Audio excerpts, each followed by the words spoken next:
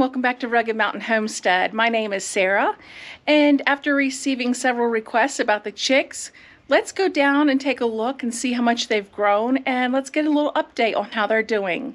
Up until they are, let's say, a week and a half old, they're very easy. They're just these cute little balls of fluff. About a week and a half, going on 2 weeks, they become the messiest little creatures you have ever come into contact with. I have never seen a child or an animal poop as much as these things do. So I'm down here 3 times a day, morning, noon, and night, to make sure they have food, clean water, fresh water, and so forth. So let's go ahead and go inside and take a look. The chicks are 3 weeks old today. Like I said before, I have a hard time calling them chicks now because they're looking much more like chickens. Hello, ladies. Now it's a little bit harder to see, and I'll lift some. We have chicken wire laying on top of the brooder, and that is because I had 2 chickens with big personalities flying the coop. Yeah. Hey.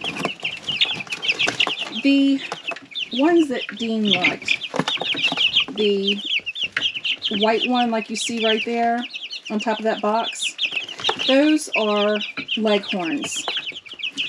And they have very big personalities. This one especially. I think she's at the top of the pecking order. She's always perched up here, and she was one of the first ones to fly out.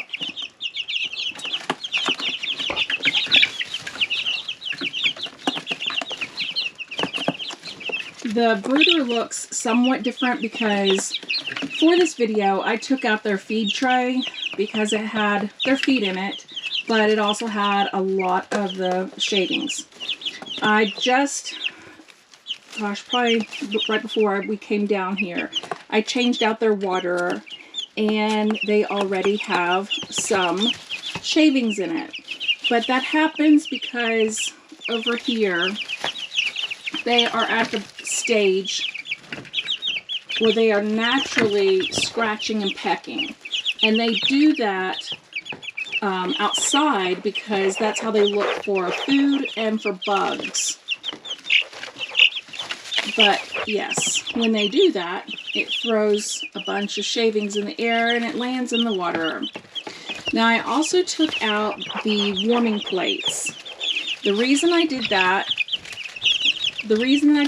is because, as you see on this box, they were perching on it and pooping on it all the time. I just placed this box in here today, and as you can see, it's a mess. But that's the box they came in, and I decided to put it in there so that I can just throw it away tonight, and I will put the warmer plate back in there in the morning, back in there tonight, and then I'll clean it off in the morning. Now, this cute little baby right here with kind of the orange head, that is a red star. And when they were first, little tiny chicks, I just wasn't, thinking they were too cute. But they are really turning out to be very pretty birds. And they have a really great personality. And I have 2. The ones that you see that almost look polka dotted in the back, and they have a white spot on their head. There's one right there. This one here. That's a Plymouth Barred Rock. And they are really pretty when they are fully grown out. The other 2 breeds, I'm having a hard time identifying.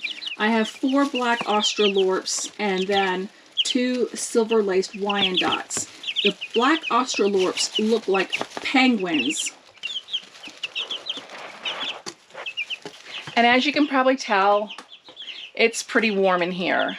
Their brooder is at 85 degrees, right where it needs to be. When they first came in, they had to be maintained at 95 degrees because They still cannot completely regulate their body heat, and they didn't have their mother to keep them warm.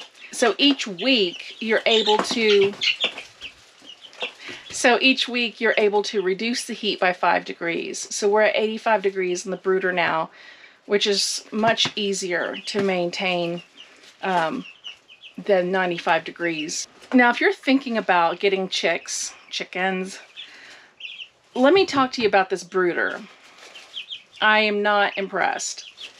And I can't wait until they can go out into the coop, because I am moving things out just because I want them to have a little bit more space. This brooder was purchased as part of a kit, and it said that it holds up to 20 chicks.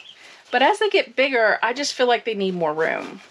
And I've never done this before, so, you know, I only know what I've read and what I've asked a good friend. So I'm learning as well. You can read and research all you want, but there's nothing like experience. So this brooder is made of plastic. It's kind of like a plastic, but it's pliable, kind of like cardboard as well. It's really strange. And it's only held together by these plastic rings. And you see the holes in there? Well, Dean and I went ahead and we took this really, really strong tape and taped up the top pieces where they all meet in every single one. You can see them over there. Because it just didn't feel quite stable enough to me. Also, this brooder has no bottom. I was not about to lay shavings on the floor of my trailer, because we still use this trailer. We go camping and we go to hunting camp and things like that, and I still plan on using it. So we actually had an extremely large dog crate that was given to us by Dean's cousin, and so we took the bottom tray out and it fits underneath the brooder perfectly. So that's what I put at the bottom. And then I put 4 inches of shavings in there because I'm working with the deep bedding method. That's working best for me. Now, I bought the kit because I priced everything out individually, and it would have been more expensive to buy it individually. Maybe I should have done it that way, but I will not use this brooder again. We'll probably get chicks again, and I think the best thing to do would be to build it out of wood and have a hinged top on it with chicken wire, so that when they do start to fly around, they can't get out, because this is still kind of loose. So when I come down, I tried to figure out the pecking order. I'll sit here and I'll watch them for a little while because they're very interesting and they have big personalities, some of them.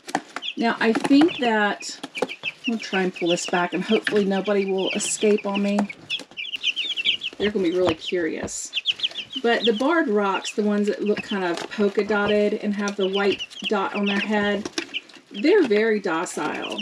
And so I think that they're kind of toward the bottom of the pecking order. And they don't put up much of a fuss.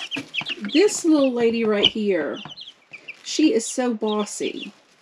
And I've put my hand down in there before to give her a treat. And she'll peck my hand pretty hard. It's at a, you know, it kind of, when they were chicks, it didn't hurt at all. I had put some of their feed down in the shavings for them. I just sprinkled them on top. And so that they're doing their natural thing now. They are scratching and pecking.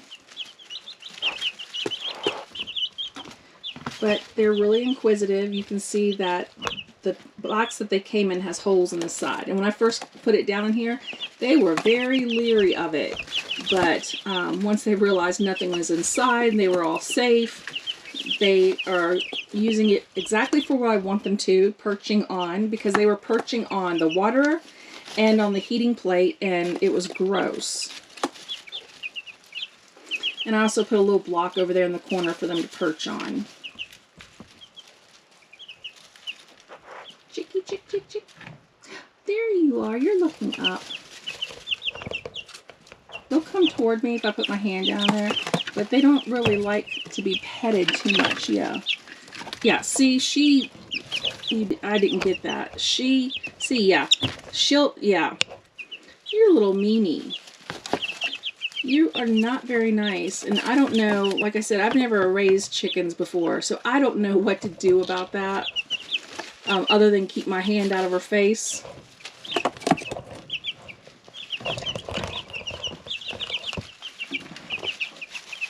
The trailer really was the best option for them because I do have the windows where I can open them, and they have the screen, they have the 2 skylights, and so it makes me feel good that they're getting a lot of ventilation, but I don't have to worry about predators because chickens are prey animals. So they have 2 more weeks before they can go out to the coop, and like I said, I can't wait because they'll have more room, they'll have their perches, and I won't be cleaning up poop off those perches every single day.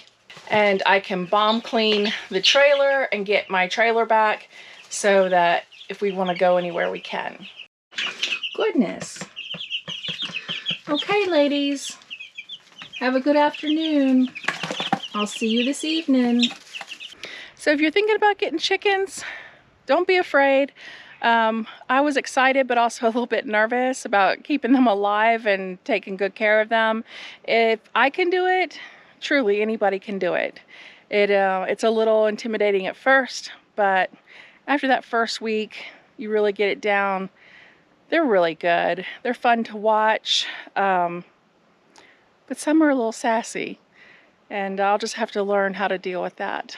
So that's how the chickens are doing this week, and next week will be a month, and I'll just go ahead and we'll get a weekly update on them as well. So thank you for stopping by Rugged Mountain Homestead. We're always so glad when you do. I look forward to seeing you on the next one, and until then, take care.